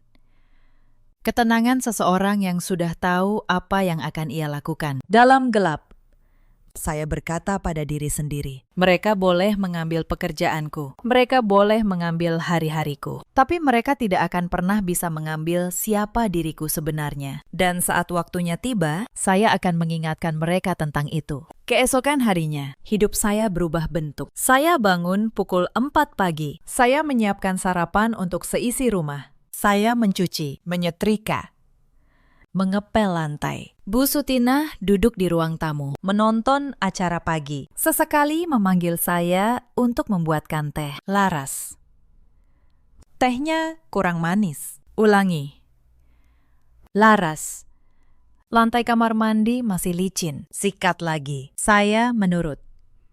Tanpa membantah, tanpa ekspresi. Tidak berhenti sampai di situ. Seminggu setelah saya berhenti kerja, Bu Sutinah meminta sesuatu yang lebih jauh. Suatu malam, beliau mengumpulkan saya dan Nando di ruang tamu. Laras, katanya. Sekarang kamu tidak kerja lagi, tidak pantas pegang uang sendiri. Serahkan semua kartu ATM dan buku tabunganmu ke Nando. Biar suamimu yang atur. Saya menatap Nando, berharap ia membela saya. Tapi ia hanya mengangguk setuju. Betul, kata Nando. Lagi pula uangmu kan tidak seberapa. Saya menyerahkan satu kartu. Kartu rekening harian yang memang hampir kosong. Tapi ada satu hal yang tidak mereka tahu. Saya masih punya satu rekening lain. Rekening yang saya buka sejak lama, atas nama saya sendiri. Rekening yang tidak pernah saya ceritakan pada siapapun. Di sanalah saya menyimpan hasil kerja keras saya selama bertahun-tahun. Mereka pikir mereka sudah mengambil segalanya. Padahal mereka hanya mengambil yang saya izinkan untuk mereka ambil. Nando berangkat kerja setiap pagi dengan dasi yang saya setrikakan. Ia bahkan tidak lagi mengucapkan terima kasih. Sebelum keluar pintu, ia kadang menatap saya dari atas ke bawah. Begini kan lebih baik, katanya. Perempuan memang tempatnya di rumah. Saya hanya mengangguk pelan. Di dalam hati, saya menyimpan setiap kalimat itu seperti bukti yang sedang dikumpulkan. Wulan paling senang dengan keadaan baru ini. Ia memperlakukan saya seperti pembantu yang ia sewa. Mbak, tolong cuci sepatu saya. Mbak, bikinin kopi. Yang benar ya. Jangan kayak kemarin, suatu sore. Ia melempar setumpuk baju kotor ke lantai depan saya. Katanya sambil tertawa.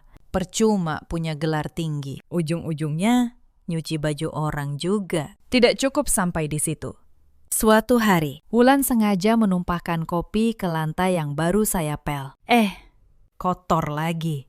Katanya pura-pura kaget. Pel lagi dong.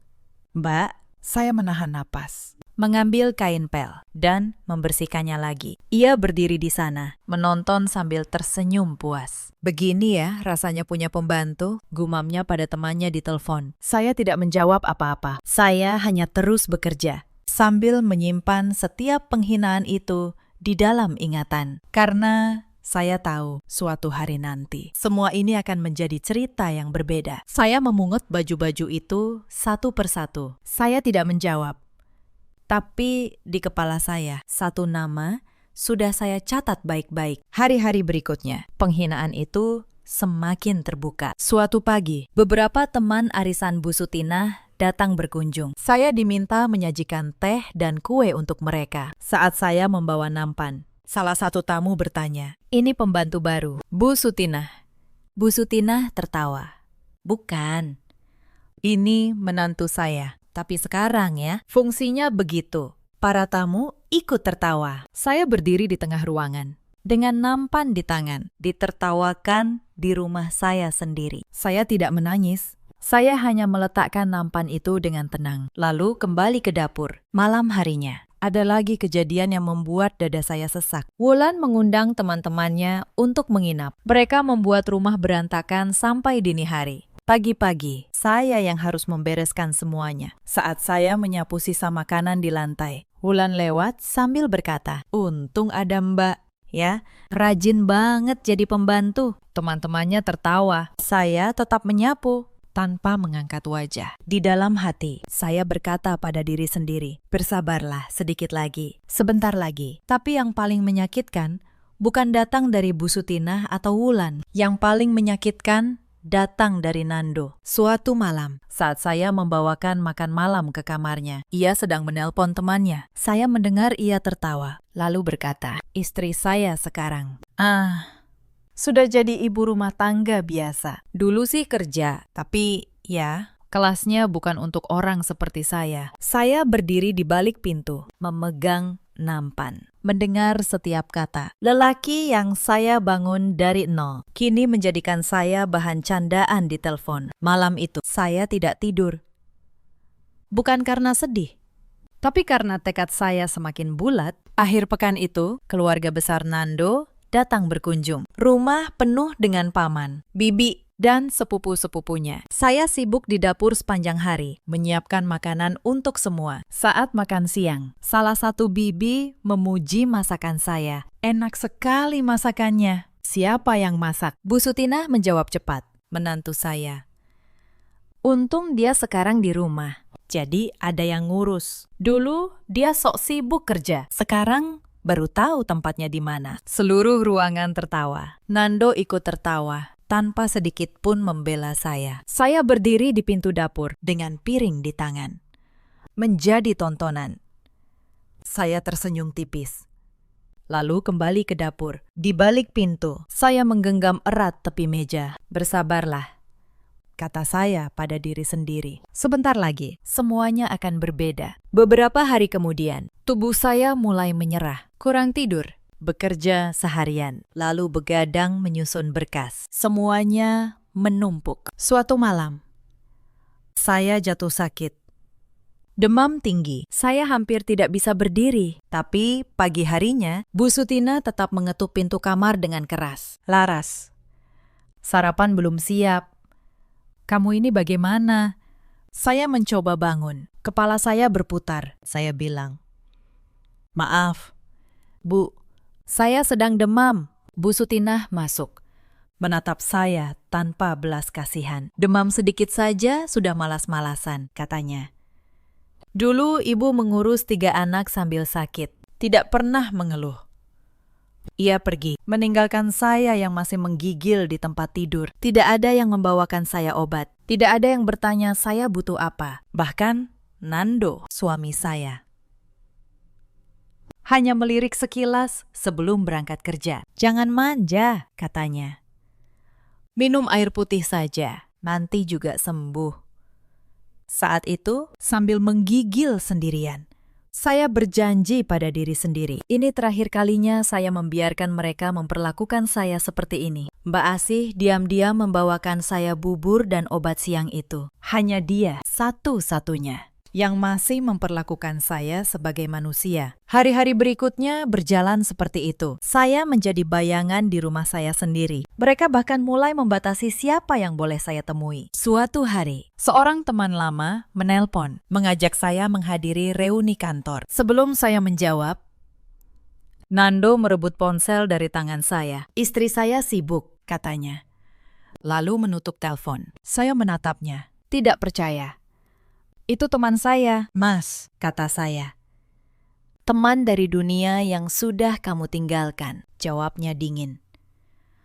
Tidak perlu kamu temui lagi. Sejak hari itu, ponsel saya sering hilang, entah kemana. Mereka ingin memutus saya dari dunia luar. Mereka ingin saya benar-benar sendirian, bergantung sepenuhnya pada mereka. Tapi mereka lupa satu hal. Seseorang tidak bisa benar-benar dikurung jika pikirannya masih bebas. Tapi malam hari, saat seisi rumah sudah tidur, saya tidak benar-benar diam. Saya membuka laptop lama saya di sudut kamar. Saya masih punya akses ke beberapa hal yang mereka kira sudah saya tinggalkan. Saya masih punya jaringan dari 11 tahun karir. Dan yang paling penting, saya masih punya nama baik yang tidak bisa mereka rampas dengan selembar surat. Sekitar 2 minggu setelah saya berhenti kerja, telepon saya berdering. Nomor yang sudah lama tidak menghubungi saya. Pak Dharma, beliau adalah komisaris senior di sebuah perusahaan logistik besar. Dulu, beliau pernah menjadi klien audit saya bertahun-tahun lalu. Beliau orang yang menghargai kerja jujur.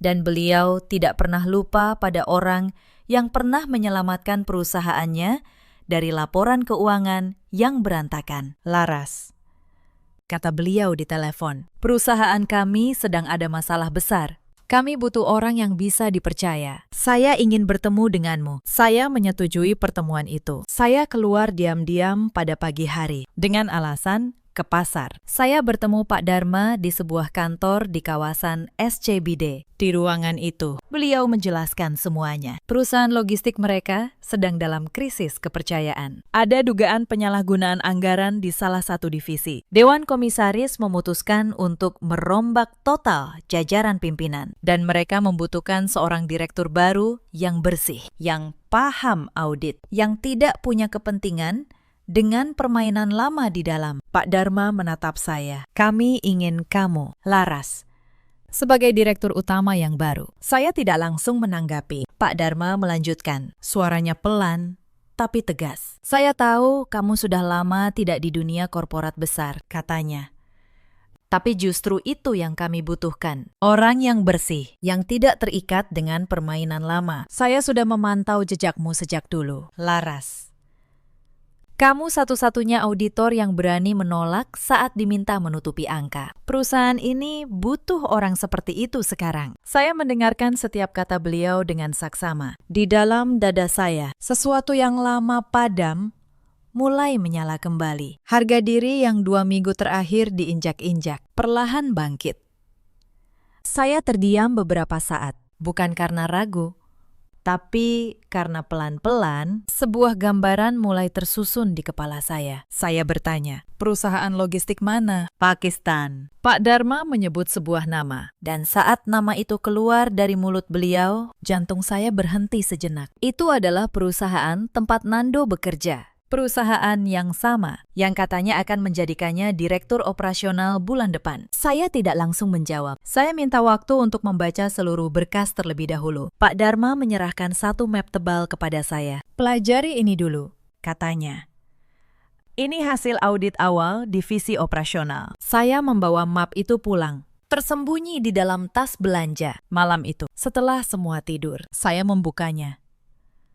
Dan apa yang saya temukan di dalam membuat tangan saya dingin. Di dalam map itu, tercatat serangkaian penyimpangan anggaran di divisi operasional. Pengeluaran fiktif untuk proyek yang tidak pernah ada. Tagihan vendor yang digelembungkan. Dana perjalanan dinas yang dipakai untuk keperluan pribadi. Dan di hampir setiap dokumen yang bermasalah, ada satu nama yang berulang sebagai penanggung jawab. Nama suami saya, Nando.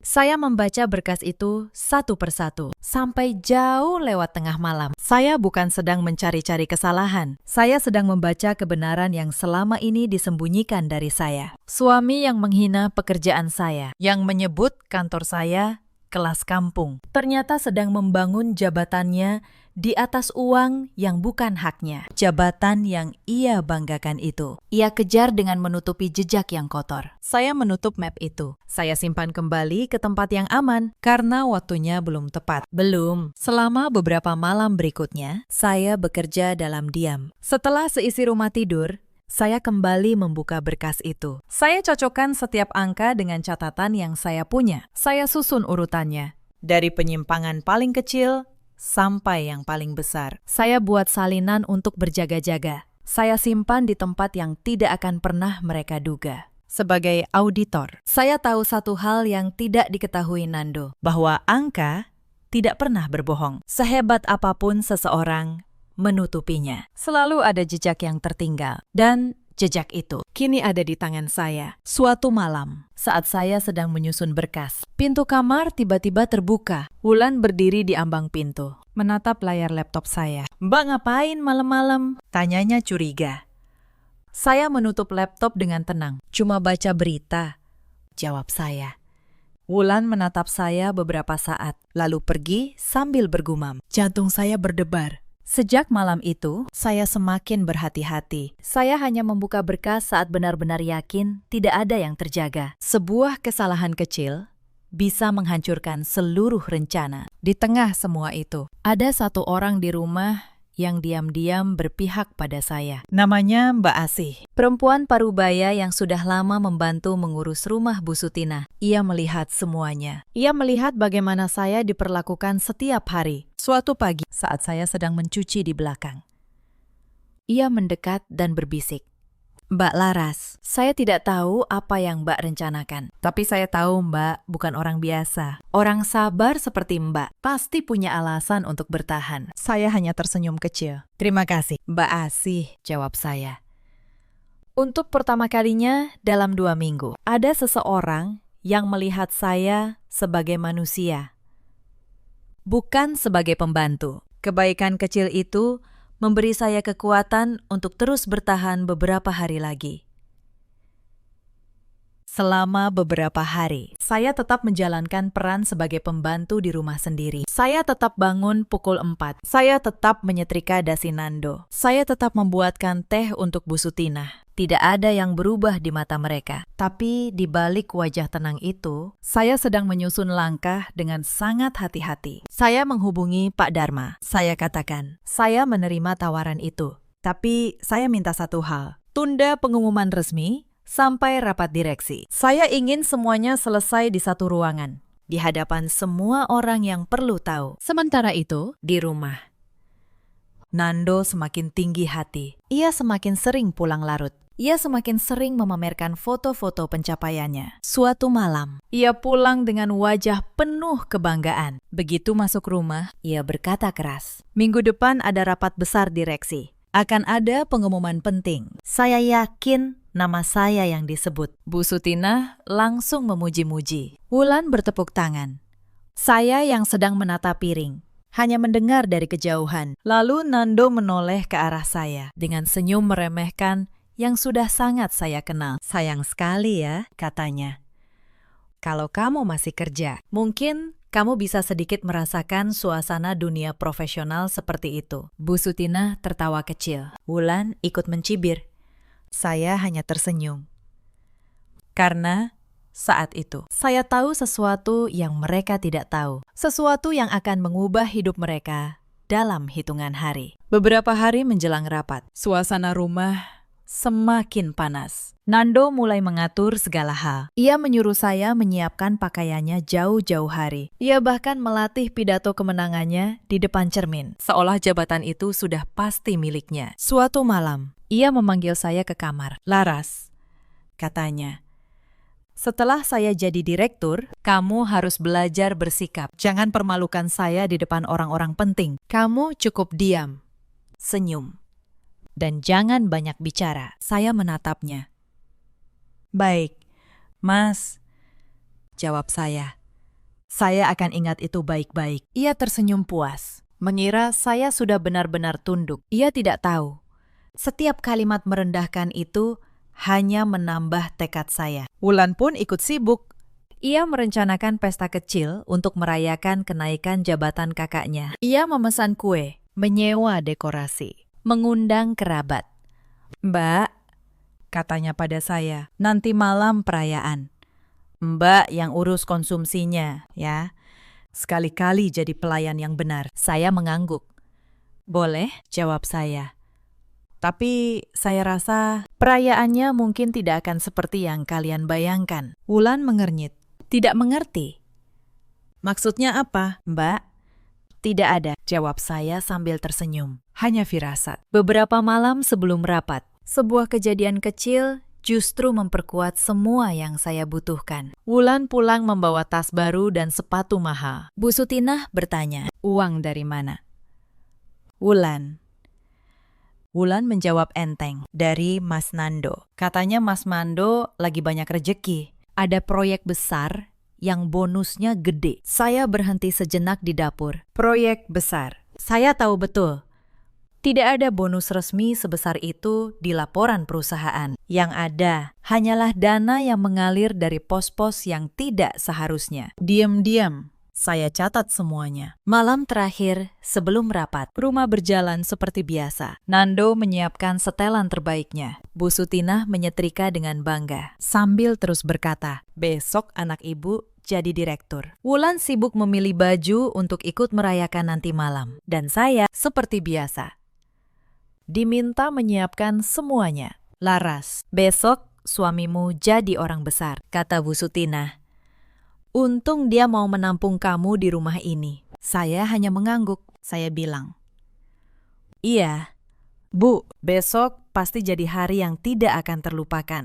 Saya mengucapkannya dengan tulus. Mereka tidak tahu betapa benarnya kalimat itu. Saya tidur lebih awal malam itu. Tapi sebelum tidur, saya menyiapkan satu setelan kerja yang sudah lama tidak saya sentuh. Saya menyiapkan map yang berisi seluruh berkas audit. Saya menyiapkan diri saya. Bukan untuk menjadi pembantu, tapi untuk kembali menjadi diri saya yang sebenarnya. Pagi itu datang seperti pagi-pagi yang lain. Nando bangun dengan semangat. Ia memakai setelan terbaiknya, dasi yang saya setrikakan kemarin. Ia berkaca lama sekali, tersenyum pada bayangannya sendiri. "Hari ini," katanya pada bayangan di cermin, "semua orang akan tahu siapa saya." Bu Sutinah mengantarnya sampai pintu, mendoakan dengan suara melengking. Wulan melambai sambil berkata, "Sukses ya, Mas." Nando melirik saya sekilas. "Jaga rumah baik-baik," katanya.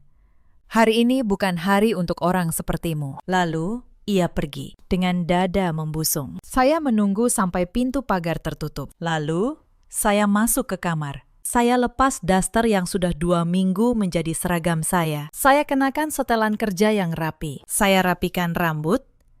Saya tatap diri saya di cermin. Dan untuk pertama kalinya dalam 2 minggu, saya melihat Larasati yang dulu. Auditor senior.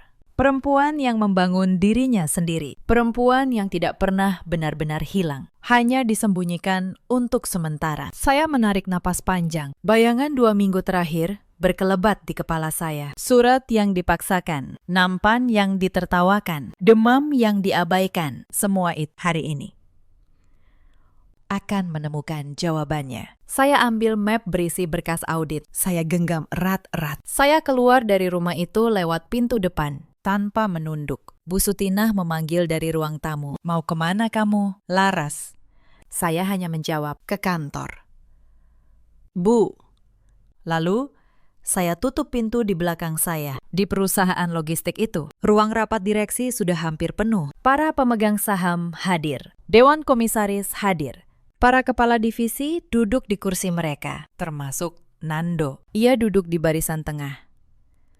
Masih dengan dada membusung, ia berbisik pada rekan di sebelahnya. Hari ini, giliran saya naik. Ia melirik kursi paling depan, kursi direktur utama yang masih kosong. Ia membayangkan dirinya duduk di sana. Ia tidak tahu, kursi itu sudah ada pemiliknya. Rapat dibuka oleh Pak Darmat. Hadirin yang terhormat, kata beliau. Hari ini, kita akan mengumumkan 2 hal penting. Pertama, hasil audit internal atas divisi operasional. Kedua, penunjukan direktur utama yang baru. Ruangan mulai berbisik. Nando memperbaiki duduknya. Tersenyum percaya diri. Ia bahkan merapikan dasinya. Bersiap untuk dipanggil ke depan. Di kepalanya, mungkin sudah tersusun pidato kemenangan yang ia latih di depan cermin. Pak Dharma melanjutkan, sebelum kita bahas masa depan, kita harus pastikan dulu siapa yang akan memimpinnya. Izinkan saya memperkenalkan direktur utama kita yang baru. Beliau adalah auditor senior dengan rekam jejak yang sangat bersih. Seseorang yang integritasnya sudah teruji selama bertahun-tahun. Pintu ruang rapat terbuka, dan saya melangkah masuk. Saya berjalan menuju kursi paling depan dengan tenang. Setiap langkah saya terdengar jelas di ruangan yang mendadak sunyi. Saya merasakan puluhan pasang mata menatap saya, tapi hanya ada satu pasang mata yang saya cari. Mata Nando. Saat tatapan kami bertemu, wajahnya berubah. Dari penuh kebanggaan menjadi pucat pasi. Senyumnya runtuh, tubuhnya seketika kaku. Perempuan yang semalam ia suruh menjaga rumah, pagi ini berdiri di depan, di kursi yang ia impikan. Selamat pagi, semuanya, kata saya. Tenang, nama saya Larasati. Mulai hari ini, saya menjabat sebagai direktur utama perusahaan ini. Bisikan memenuhi ruangan. Beberapa kepala divisi saling pandang. Seorang manajer di sudut ruangan berbisik, bukankah itu istri Pak Nando? Yang lain menjawab pelan. Katanya, ia berhenti kerja beberapa minggu lalu. Suara-suara itu beradu di udara, tapi saya tetap berdiri tegak. Nando berusaha bangkit dari kursinya. Mulutnya bergerak tanpa suara. Saya menatapnya sekilas, lalu mengalihkan pandangan. Saat ini, ada hal yang lebih penting dari urusan pribadi. Saya membuka map di tangan saya. Sebelum kita membahas masa depan perusahaan, kata saya, kita harus menyelesaikan masa lalunya. Saya letakkan berkas audit di atas meja. Berdasarkan hasil audit internal yang dilakukan Dewan Komisaris, ditemukan serangkaian penyimpangan anggaran di divisi operasional. Saya mulai membacakan satu persatu. Pengeluaran fiktif untuk proyek yang tidak pernah berjalan. Tagihan vendor yang digelembungkan jauh di atas harga wajar. Dana operasional yang dialihkan untuk kepentingan pribadi. Setiap kalimat yang saya bacakan membuat ruangan semakin sunyi. Saya mengangkat kepala. Dan dalam dokumen ini, kata saya, ada satu nama yang muncul berulang sebagai penanggung jawab seluruh penyimpangan tersebut. Saya menatap lurus ke arah Nando. Saudara Nando, kepala bagian operasional. Seluruh kepala menoleh ke arahnya. Nando berdiri. Wajahnya merah, lalu pucat bergantian. Ini fitnah, teriaknya. Kamu cuma istri yang sakit hati. Saya tidak meninggikan suara. Saya hanya berkata, semua angka ini ada bukti transaksinya. Setiap rupiah ada jejaknya. Saya keluarkan dokumen berikutnya. Ini bukti transfer dana proyek fiktif ke rekening pribadi. Ini kwitansi pembelian barang mewah yang dibebankan ke biaya operasional. Saya sebutkan satu persatu dengan tanggal, dengan jumlah, dengan nomor rekening. Nando masih mencoba melawan. Itu semua bisa dijelaskan, katanya. Suaranya mulai gemetar. Kalau begitu, jelaskan. Jawab saya tenang. Jelaskan pada Dewan, kemana perginya dana proyek senilai ratusan juta yang tidak pernah ada wujudnya. Jelaskan, kenapa nomor rekening penerima dana itu atas nama adik kandung Anda sendiri. Ruangan langsung riuh. Nando terdiam. Wajahnya yang tadi penuh kemarahan, kini hanya berisi ketakutan. Karena ia tahu, ia tidak punya jawaban. Setiap kebohongan yang ia bangun selama ini, kini berdiri telanjang di depan semua orang. Para komisaris menggeleng. Beberapa mencatat. Pak Dharma menatap Nando dengan kekecewaan yang dalam. Saya percaya setiap orang berhak melakukan kesalahan, kata saya pelan. Ruangan tetap sunyi. Tetapi setiap kesalahan juga punya konsekuensi. Saya berhenti sejenak, dan perusahaan ini tidak akan pernah memberi toleransi pada penyalahgunaan kepercayaan. Beberapa anggota direksi mengangguk setuju. Pak Dharma mengangkat suara. Saya sudah mengenal perusahaan ini puluhan tahun, katanya. Dan saya tidak akan membiarkan nama baiknya dirusak oleh segelintir orang yang serakah. Keputusan Dewan sudah bulat. Beliau menoleh ke arah saya, memberi isyarat agar saya melanjutkan. Saya mengambil satu dokumen terakhir dari dalam map. Dokumen yang sejak tadi paling dinanti. Berdasarkan temuan audit ini, kata saya, Dewan memutuskan untuk memberhentikan saudara Nando dari seluruh jabatannya. Efektif hari ini. Dan seluruh kerugian perusahaan akan ditindaklanjuti sesuai prosedur hukum yang berlaku. Saya letakkan surat pemberhentian itu di atas meja, tepat di hadapan Nando. Sebuah surat di atas meja. Ditandatangani dengan tenang. Persis seperti malam itu. Hanya saja, kali ini, bukan saya yang dipaksa menandatanganinya. Nando menatap surat itu. Tangannya gemetar. Laras, katanya. Suaranya nyaris tak terdengar. Kita bicarakan ini di rumah. Saya menatapnya untuk terakhir kalinya di ruangan itu. Tuan Nando, kata saya, di ruangan ini tidak ada suami dan istri. Yang ada hanya seorang direktur dan seorang karyawan yang melanggar aturan. Urusan rumah akan kita selesaikan dengan cara yang berbeda. Nando jatuh terduduk di kursinya. Dunia yang ia bangun di atas kesombongan, kebohongan, dan penghinaan runtuh di depan semua orang yang pernah ia banggakan. Ruangan rapat itu begitu sunyi, hingga suara lembaran kertas yang saya tutup terdengar jelas. Tidak ada yang berani bicara. Para kepala divisi yang dulu menghormati Nando, kini menatapnya dengan pandangan berbeda. Beberapa di antara mereka mungkin teringat betapa sombongnya lelaki itu beberapa hari lalu. Betapa ia memandang rendah orang-orang di sekitarnya. Sekarang, ia hanya duduk di sana, dengan kepala tertunduk dan tangan yang masih gemetar. Saya menutup map saya perlahan. Rapat akan kita lanjutkan setelah istirahat, kata saya pada hadirin. Terima kasih atas perhatian dan kerjasama kalian. Saya melangkah keluar dari ruangan itu dengan kepala tegak. Untuk pertama kalinya dalam 2 minggu, saya berjalan tanpa beban di pundak saya. Di belakang saya tinggalkan seorang lelaki yang akhirnya menuai apa yang ia tanam. Berita itu sampai ke rumah, bahkan sebelum Nando pulang. Entah dari mana Bu Sutinah mendengarnya. Mungkin dari rekan Nando, mungkin dari Wulan yang menelpon panik saat saya pulang sore itu. Masih dengan setelan kerja saya. Rumah sudah ribut. Bu Sutinah menatap saya dengan campuran kaget dan amarah. Kamu, katanya. Kamu yang menjatuhkan anak saya. Saya menutup pintu dengan tenang. Bukan saya yang menjatuhkannya. Bu, jawab saya. Yang menjatuhkannya adalah perbuatannya sendiri. Saya hanya kebetulan menjadi orang yang membaca laporannya. Wulan keluar dari kamar. Wajahnya pucat. Tas mahal dan sepatu mahal yang ia pamerkan beberapa hari lalu mendadak terasa seperti bukti. Karena memang begitulah adanya. Uang yang ia nikmati selama ini berasal dari pos yang sama yang membuat kakaknya kehilangan segalanya. Wulan tidak berani menatap saya. Ia yang dulu melempar baju kotor ke depan saya, kini hanya bisa diam di sudut ruangan. "Mbak," katanya akhirnya. Suaranya gemetar. Saya tidak tahu uang itu dari sana." Saya menatapnya. "Sekarang kamu tahu, Wulan," jawab saya pelan.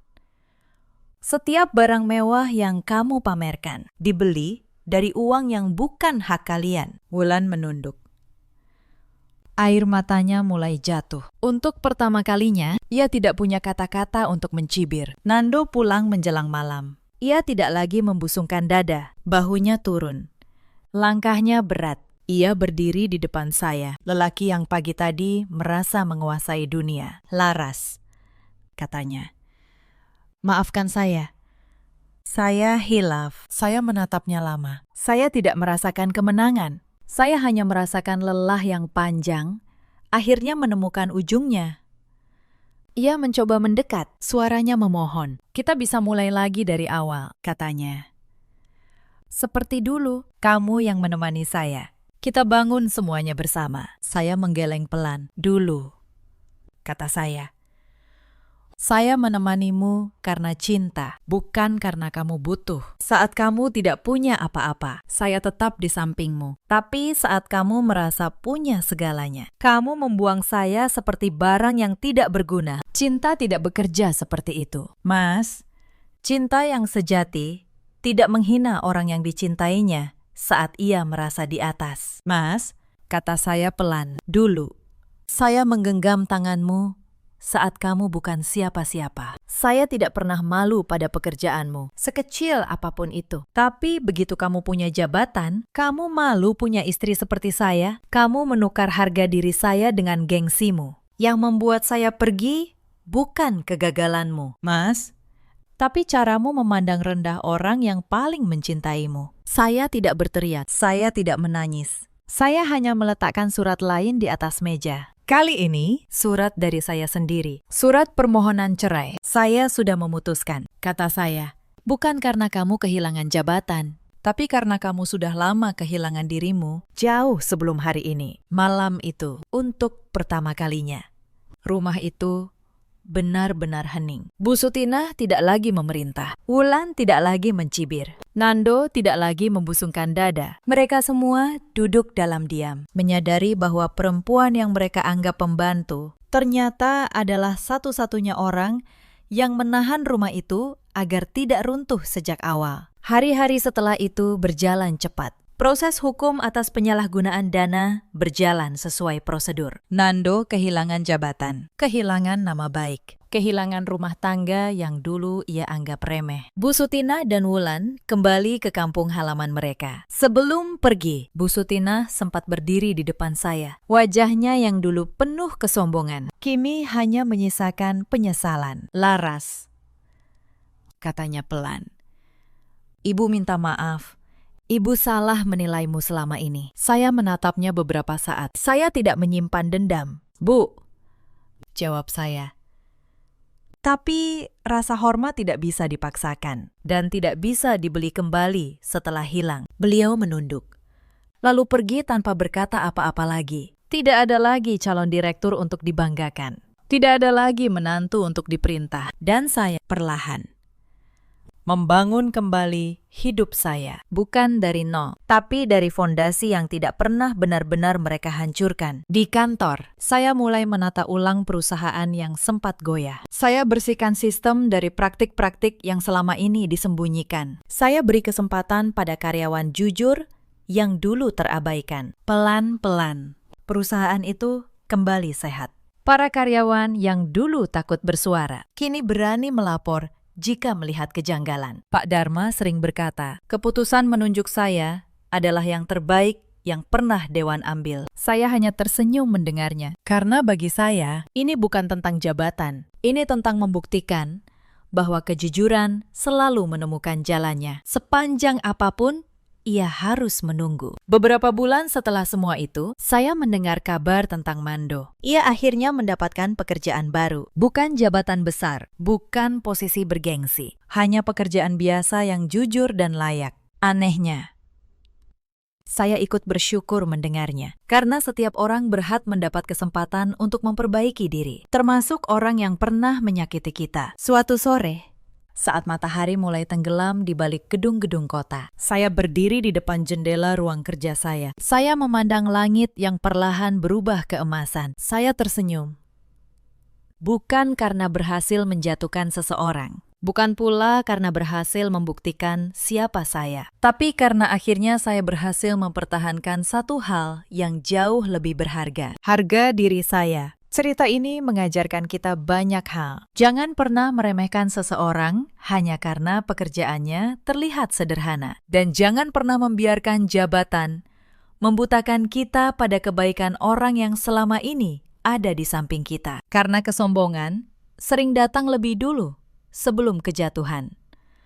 Di luar sana, ada banyak perempuan seperti saya dulu. Perempuan yang dipaksa mengecilkan dirinya demi gengsi orang lain. Yang diminta melepas mimpinya demi dianggap istri yang baik. Untuk kalian, ketahuilah, nilai diri kalian tidak ditentukan oleh siapapun selain oleh diri kalian sendiri. Di luar sana, ada juga banyak suami seperti Nando. Laki-laki yang lupa siapa yang menemaninya saat ia tidak punya apa-apa. Yang merasa terlalu tinggi untuk berdiri di samping orang yang membesarkannya. Semoga mereka sadar sebelum terlambat bahwa rasa hormat jauh lebih mahal dari jabatan. Dan ada pula para ibu seperti Bu Sutina yang membela anaknya bahkan saat anaknya keliru, yang lupa bahwa menantu juga manusia, bukan pembantu. Karena pada akhirnya, kebahagiaan sejati bukan tentang menjatuhkan orang yang pernah menyakiti kita. Kebahagiaan sejati adalah ketika kita mampu tetap berdiri tegak, tetap menjadi pribadi yang baik, dan tetap melangkah maju tanpa membiarkan kebencian mengendalikan hidup kita. Dalam hidup, kita selalu punya pilihan. Kita bisa memilih membalas dengan kebencian atau memilih berjalan maju dengan kepala tegak. Saya memilih yang kedua. Dan itu adalah keputusan terbaik yang pernah saya buat. Jika kisah ini menyentuh hati kalian, ceritakan pengalaman kalian di kolom komentar. Terima kasih sudah menemani sampai akhir. Sampai jumpa di kisah berikutnya.